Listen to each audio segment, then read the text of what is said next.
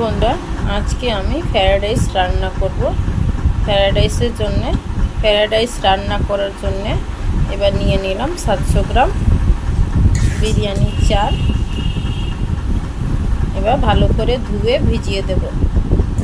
চাল ভালো করে ধুয়ে ভিজিয়ে দিলাম। এবার আধ ঘন্টার পরে আমি ফ্রাইড রাইস রান্না করে নেব। এবার আধ ঘন্টা হয়ে গেছে। এবার গ্যাসের মধ্যে বসিয়ে দিলাম চালের ডেকচিটা। এবার ফ্রাইড রাইসের জন্য ভাতটা করে নেব।